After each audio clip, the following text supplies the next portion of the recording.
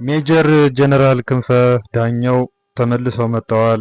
ዶክተር አብርሃም በላይም እንደዚሁ አዲስ መልእክት አስተላልፈዋል። የሁለቱ መምጣትና አዲስ መልእክት ማስተላለፍ ምን ይዘት አለው የሚለውን አብረን የምናየው ይሆናል። ስለምትከታተሉ እናመሰግናለን። ሰብስክራይብ ማድረጋችሁን አትርሱ። ወደ ቀጥታ ወደ ጉዳያችን እናልፋለን። በዛሬው ዕለት ግንቦት 20 ቀን ነው። በግንቦት 20 የሚያከብሩም ማያከብሩም ወገኖች ቀኑን አስበውት እየዋሉ ይገኛሉ። በትግራይ ቀኑ እንዴት ታለፈ የሚለውን ስንመለከት የውይይት ወይም የፓናል መድረክ ተዘጋጅቶ ነበረ። በዚህ የውይይት መድረክ ላይ ተገኝተው ሀሳባቸውን የገለጹት ሜጀር ጀነራል ክንፈ ዳኘው ናቸው። ሜጀር ጀነራል ክንፈ ዳኘው ከእስር ከተፈቱ በኋላ በተለያዩ መገናኛ ብዙሃን ላይ እየቀረቡ አስተያየታቸውን ሲሰጡ እንደነበር የሚታወስ ነው። ከጥቂት ወራት ወዲህ ደግሞ ከሚዲያውም ከሌላውም መድረክም ገለል ብለው ነበረ። በአሁኑ ወቅት በአዲስ መልኩ ብቅ ብለዋል። በአዲስ መልኩ ብቅ ያሉበት ምክንያት ስለ ግንቦት 20 ሀሳባቸውን ለመግለጽ ነው። በዚሁ ውይይት ላይ እንግዲህ እርሳቸው አንዳንድ ሀሳቦችን አንስተዋል። ይህ የውይይት መድረክ የተዘጋጀው የትግራይ የጦር ጉዳተኞች ወይም ደግሞ ተዋጊዎች ኮሚሽን እና በድምፅ ወያነ ቴሌቪዥን ትብብር እንደሆነ ነው የተገለጸው። ሜጀር ጀነራል ክንፈ ዳኘው እንግዲህ እንደተናገሩት ከሆነ የትግራይ ሕዝብ ትግል ከብሔራዊ ጭቆና ነፃ ለመውጣት የተደረገ ትግል ነው ሲሉ አመልክተዋል። የትግራይ ሕዝብ ያረጋገጠው የግንቦት 20 ድል ደግሞ ወርቃማ ክብረ በዓሉ ነው ሲሉ አመልክተዋል። በአሁኑ ወቅት የግንቦት 20 ድሎች ለማደብዘዝ ወይም ለማጥፋት እየተደረገ ያለው ዘመቻ የተሸነፈው ስርዓት ቀጣይነትን የሚያረጋግጡ አካላት የሚያከናውኑት ጉዳይ ነው ሲሉ ወቀሳቸውን አቅርበዋል። በአሁኑ ወቅት ግንቦት 20 ከዚህ ቀደም በካላንደር ወይም በቀን መቁጠሪያ ሰሌዳ ላይ የሚዘጋበት ሁኔታ ነበረ። ካለፈው ዓመት ጀምሮ በአዋጅ ይህ እንዲቆም መደረጉ የሚታወስ ነው። ይህን ጉዳይ በማንሳት ነው በዓሉ እንዲደበዝዝ ወይም ደግሞ እንዲኮሰምን ጥረት እያደረጉ ነው አንዳንድ አካላት ያሉት። አክለውም በአሁኑ ጊዜ የገጠመንን ችግር በህብረት ተሰልፈን ልክ እንደ ግንቦት 20 በድል ልንወጣው ይገባል ሲሉ አጽንኦት ሰጥተዋል። እንግዲህ በዚህ የፓናል ዲስከሽን ላይ ወይም ፓናል ውይይት ላይ ጥሪ የተደረገላቸው እንግዶች እና በውጊያ በ17 ዓመቱ ውጊያ ላይ ተሳታፊ የነበሩ ነባር ታጋዮች እንደተገኙ ተነግሯል። ስለ ግንቦት 20 ትግልና ድል መነሻ ሀሳብ ቀርቧል። ይህም የቀረበው በትግራይ የጦር ጉዳተኞች ኮሚሽን ኮሚሽነር አቶ ናስር መምህር አማካኝነት ነው። እንግዲህ ስለ ግንቦት 20 ሀሳባቸውን የገለጹ በርካታ የመድረኩ ተሳታፊዎች እንደነበሩ ተነግሯል። ሜጀር ጀነራል ክንፈ ዳኘው ደግሞ ወደ መደበኛ መድረክ ወይም ሀሳቡን የመግለጽ ሁኔታ የተመለሱት ይህን መድረክ በመጠቀም ስለመሆኑ ነው የተነገረው። ይህ በእንዲህ እንዳለ በትግራይ በአሁኑ ወቅት ወታደራዊ ምልመላው ተጧጡፎ መቀጠሉን የተለያዩ ዘገባዎች እያመለከቱ ይገኛሉ። የተለያዩ ዘገባዎች እንደሚያመለክቱት ከሆነ ወጣቶች ስጋት ውስጥ ይገኛሉ። የታጣቂዎች ይህንን የግዳጅ ምልመላ ለማከናወን እንቅስቃሴ እያደረጉ ይገኛሉ። በዚህ ምክንያት ወላጆችም በጭንቀት ውስጥ እንደሚገኙ ነው የተለያዩ አመልካቾች መረጃዎች የሚያመለክቱት። ይቅርታ።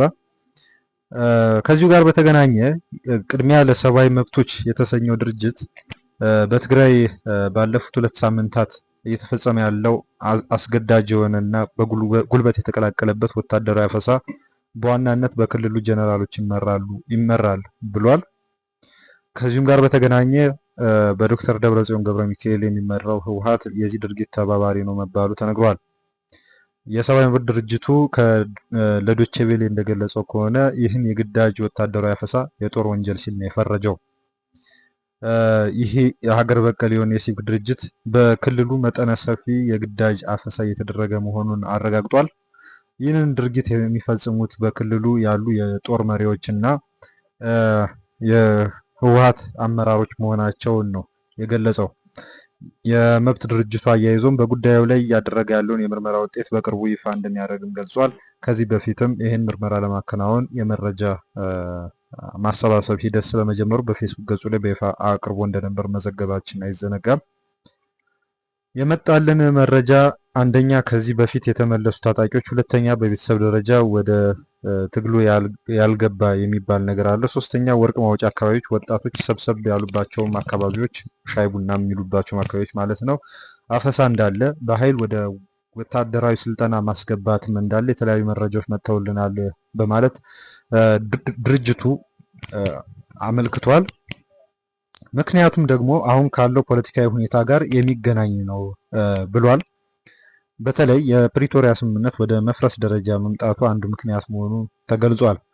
ሰውን አስገድደው ወደ ውትድርና ማስገባትና ሕይወትን ማስከፈል በጣም ከፍተኛ የሆነ ዓለም አቀፍ የጦር ወንጀል ነው በማለትም ድርጅቱ የገለጸ ሲሆን ይህን እያደረገ ያለውም ትግራይ ክልል ውስጥ ያለው ወታደራዊ ኃይል እንደሆነና ህወሓትም ተባባሪ ነው በማለት ድርጅቱ ሀሳቡን ገልጿል። እንግዲህ ሀሳቡን የገለጸው ይህ ድርጅት እንግዲህ ከቀናት በኋላ የምርመራ ውጤቱን እንደሚያቀርብ ነው ለማወቅ የተቻለው፣ ዶቼ ቬለ እንደዘገበው ከሆነ ማለት ነው። እኛም ያው ስለዚህ ጉዳይ በሰፊው ዘገባዎችን እያቀረብን እንገኛለን። በርካታ መረጃዎች ስለሚመጡ ነው ይህን ተከታታይ ዝግጅቶችን እያቀረብን ያለ ነው፣ ለማሳወቅም ጭምር ነው እና አሁንም ይህ ሁኔታ እንዳለ ነው እየተነገረ ያለው። አንዳንድ መረጃዎች እንግዲህ እየወጡ ይገኛሉ ከትግራይ። ቀጣይ አስከፊ የሆነ ወታደራዊ ምልመላ ይካሄድባታል ተብሎ የታቀደችው ከተማ መቀለም ስለመሆኗ ወይም መቀሌ ስለመሆኗ ተነግሯል። እንግዲህ እቅዶች ተይዘዋል። በመቀሌ ወታደራዊ ምልመላ ለማከናወን ወጣቶችን በብዛት ስለሚገኙ ማለት ነው። በቡና መጠጫ ቦታዎች የጀበና ቡና በሚሸጥባቸው መጠጥ ቤቶች እንደዚሁም ሌሎች ወጣቶች በሚያዘወትሩባቸው አካባቢዎች ወታደራዊ አፈሳ ለማከናወን እቅድ ስለመውጣቱ ነው ዘገባዎች እየተመለከተ ያለው። እንግዲህ ወጣቶች ዘንድ ስጋትም ስለመፈጠሩም እየተነገረ ነው መቀሌ ከተማ በሚገኙ ወጣቶች ዘንድ። ምክንያቱም በሌሎች ከተሞች ውስጥ ወታደራዊ አፈሳው ተጠናክሮ በመቀጠሉና በርካቶችም ደግሞ ያሉበት የአያያዝ የሰብአዊ መብት ሁኔታ እጅግ በጣም አስፈሪ መሆኑን ከቲክቶክ እና ከተለያዩ ማህበራዊ ሚዲያዎች ላይ ከሚወጡ ቪዲዮዎች መመልከት ስለተቻለ ይህ በወጣቶች ዘንድ ስጋትን እየፈጠረ ይገኛል።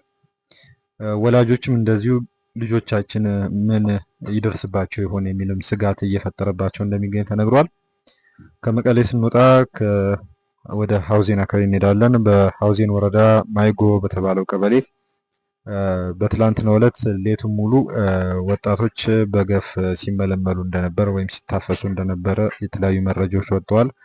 እኛ ለግዳጅ ወታደራዊ ምልመላ ፈቃደኞች አይደለንም ያሉ ወጣቶች በዱላና በክላሽ ጠመንጃ ሰደፍ ሲደበደቡ እንደነበረ በግዳጅም ደግሞ እንዲወሰዱ እንደተደረገም ይቅርታ ዘገባዎች አመልክተዋል። ከማዕከላዊ ዞን ገጠራማ አካባቢዎች እና ሰሜን ምዕራብ አካባቢ የጀመረው ይህ ወታደራዊ አፈሳ ወደ ምስራቃዊ፣ ደቡባዊ እና በአጠቃላይ ወደ ተለያዩ ከተሞች እየተስፋፋ እንደሚገኝ ለማወቅ ተችሏል። በእንደርታ ዙሪያ ማለትም መቀሌ ዙሪያ አካባቢ እና ወደ ቅድም እንደጠቀስነው ማዕከላዊ መሀል ከተማ መቀሌ ውስጥ ይህንን ወታደራዊ ምልመላ ለማከናወን ጥሪ ስለመቅረቡና መመሪያም ስለመተላለፉ ይሄም ደግሞ በቅርብ ጊዜያት ውስጥ ሊከናወን እንደሚችል ነው ቅድመ ዝግጁነትም ተደርጎ እንደሚገኙ ነው መረጃዎች እያመለከቱ ያሉት። ሰብስክራይብ ማድረጋችሁን አትርሱ። ስለምትከታተሉን እናመሰግናለን። እንግዲህ እኛ ወታደራዊ ምልመላ አንፈጽምም ያሉ ከፍተኛ አመራሮች ከስልጣን እየተባረሩ ስለመሆናቸው ነው የመረጃ ምንጮች እያመለከቱ ያሉት። ወጣቶችን አንመለምልም ያሉ ከፍተኛ አመራሮች ከስልጣናቸው እየተባረሩ እንደሚገኙ ተነግሯል። እንግዲህ እዚህ ምስል ላይ የምታዩት ደብዳቤ እንደሚያመለክተው ከሆነ በራያ አካባቢ ወጣቶችን የመመልመል እና በገፍ በአፈሳ የመውሰድ ሁኔታ መጀመሩ የሚታወቅ ነው። ነገር ግን እምቢ ያሉ አካላት እንደዚህ አይነት ደብዳቤ የተጻፈባቸው ከስልጣናቸው እንዲባረሩ ተደርጓል። እዚህ ደብዳቤ ላይ እንግዲህ እንደምታዩት ነው ያው ምልመላ ማድረግ ያልፈለጉ ወይም ፈቃደኛ ያልሆኑ ከፍተኛ አመራሮች ከስልጣናቸው እንዲባረር እየተደረገ ነው። እንግዲህ ይህ ደብዳቤ እንግዲህ በትግራይ ክልል ደቡባዊ ዞን ማይጨው ከተማ ወጣቱን ለጦርነት አንልክም ብለው እምቢ ያሉት ከፍተኛ አመራሮች የተባረሩበት ደብዳቤ ነው። በምስሉ ላይ እንዳያችሁት እንግዲህ ይሄ ደብዳቤ ተጽፎላቸዋል፣ ከስልጣናቸውም ተባረዋል ማለት ነው። ወደ ዶክተር አብርሃም በላይ ጽሁፍ እናመራለን። የመስኖና ቆላማ አካባቢዎች ሚኒስቴር የሆኑት ዶክተር አብርሃም በላይ በፌስቡክ ገጻቸው ላይ በትግርኛ የጻፉት ጽሁፍ አለ። በዚህ መልእክት ላይ እንግዲህ እስከ መቼ ድረስ እንባ፣ እስከ መቼ ድረስ ጦርነት ሲሉ ሀሳባቸውን ገልጸዋል። ይህን ጽሁፍ እንግዲህ ወደ አማርኛ መልሰን እናቀርበዋለን። እስከ መቼ እንባ፣ እስከ መቼ ጦርነት፣ እናም ጥፋት ለጥቂቶች ሲሉ እንግዲህ ጽሁፋቸውን የጀመሩት ትግራይን የመሰለ ጨዋ ህዝብ፣ ስልጣኔ፣ ጥልቅ እምነት፣ ጥበብ የተሞላበት ባህልና ታሪክ ባለቤት የሆነ ህዝብ እንዲህ ባለ የፖለቲካ ድክመትና በመሪዎቹ ስንኩል አስተሳሰብ ውስጥ እንዲወድቅ መፍቀድ ዘመናትን የሚሻገር ንስሐ የማይመልሰው ድክመት ወይም ውድቀት ነው ብለዋል። አያይዞም በሀሳብ የበላይነት የሚያምን ህዝብ ወደዚህ ደረጃ እንዲደርስ ያደረገው ማን ነው ሲሉ ጥያቄያቸውን አቅርበዋል። የዚህ ውድቀት ዋናው መዘዝ እና ተጠያቂው ማን ነው? ለምንስ ወደዚህ ደረጃ ሲደረስ አንዳንዶቻችን ደግፈን አንዳንዶቻችን ደግሞ ዝምታን መረጥን? እስከ መቼስ ነው ጥቂቶች ህዝቡን ሲያደቁት እኛ ወደ ጥግ ፈቀቅ ብለን ለማየት የምንፈቅደው? በቃ ልንልም ግድ ይለናል ብለዋል። ከላይ በምሳሌነት ለቀረቡት መሰረታዊ ጥያቄዎች መልስ ወይም ሩት ኮዝ ላይ መግባባት ያልፈጠረ ማህበረሰብ በተለይም ምሁር፣ ልሂቅ፣ የሀገር ሽማግሌዎች እና የሃይማኖት አባቶች ከጀማሪ እስከ ልምድ እስካላቸው ፖለቲከኞች ድረስ ወደ ባሰ ገደል ስለመግባታችን አስተውሎት እየታየ አይደለም፣ ግልጽነትም የለም ብለዋል። ስለዚህም ዋናውን አቅጣጫ ወደሚቀይር መሰረተ ሀሳብ ላይ መዋልን ትተን በተበታተነ አስተሳሰብ እና በሹክታ በሚመስል ዝቅተኛ አካሄድ እና በፍረጃ ላይ ስንውል የህዝባችን ችግር ይበልጥ ይባባሳል። ህዝባችን እንዲበተን እንፈቅዳለን። የእናት እንባ በእጥፍ የሚጨምርበትን ሁኔታ እንለማመዳለን። ቆም ብለን እናስብ። በመጀመሪያ በሚሰጠው አጀንዳ ላይ እናተኩር፣ እንሰባሰብ፣ ለለውጥ እንነሳ ብለዋል።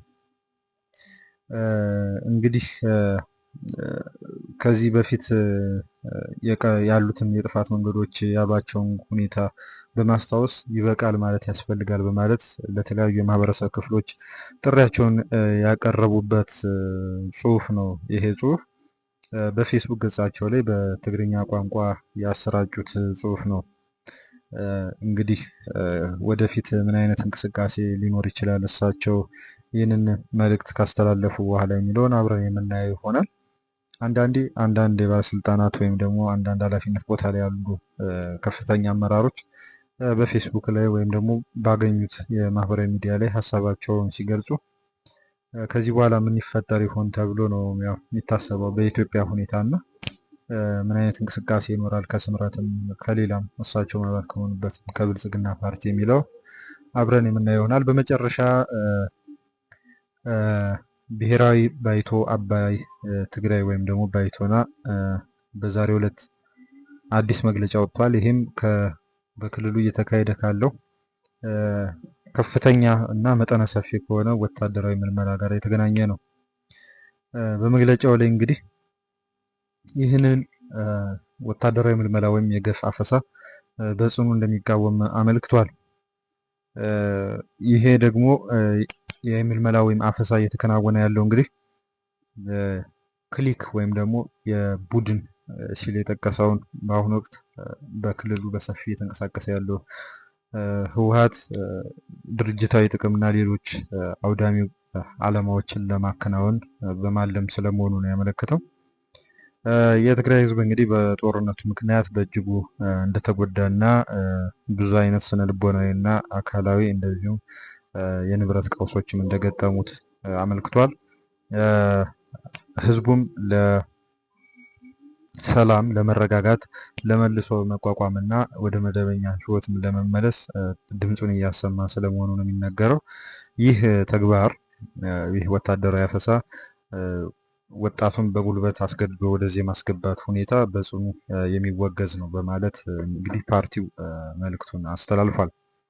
እንግዲህ ጥሪ ሲያቀርብ እንግዲህ ማንኛውም አይነት ጉልበት የተቀላቀለበትና በኃይል የተሞላ ወታደራዊ ምልመላ፣ ጥቃት ወይም ደግሞ ማዋከብ በወጣቶች ላይ የሚፈጸምና ጫና የመፍጠር ሁኔታ በጽኑ መቆም አለበት ሲል ጥሪ አቅርቧል። መሪዎች፣ በእድሜ የገፉ የሀገር ሽማግሌዎች፣ የሃይማኖት አባቶች፣ የሲቪክ ሶሳይቲ ወይም የሲቪክ ማህበራት፣ በሰብአዊ መብቶች ላይ የሚሰሩ ተቋማትና ጉዳዩ የሚመለከታቸው ባለድርሻ አካላት ስለዚህ እንቅስቃሴ ተቃውሟቸውን እንዲያቀርቡና ጫና በመፍጠር እርምጃው እንዲቆም ነው ያመለከተው። እንግዲህ በመግለጫው ላይ ይህንን ሀሳብ አንስቷል ፓርቲው። እንግዲህ በአጠቃላይ የዛሬው ዝግጅታችን ይህን ይመስል ነበር። ሰብስክራይብ ማድረጋችሁን አትርሱ። አሁን በመጨረሻ ለመሰናበቻ ያክል አንድ ቪዲዮ ለእናንተ እናቀርባለን።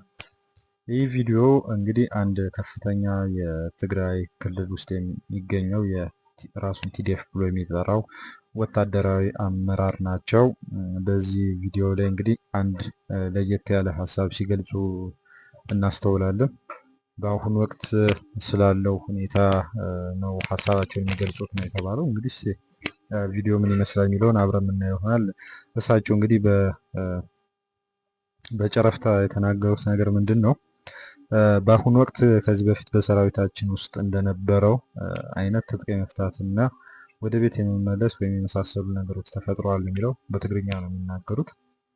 ቪዲዮውን ተመልከቱት። በዚሁ እንሰናበታችኋለን። ሰብስክራይብ ማድረጋችሁን አትርሱ። ስለምትከታተሉንም እናመሰግናለን። ቪዲዮውን ሼር አድርጉት። ይህም ሙሉን ዝግጅት ተከታተሉት።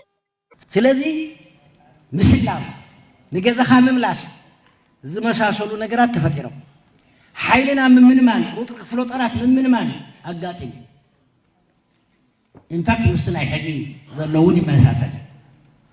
ሕዚ እውን ንገዝኡ ዝምለስ ክዛብ ዳዓት ብጣዕሚ ብዙሕ እዩ።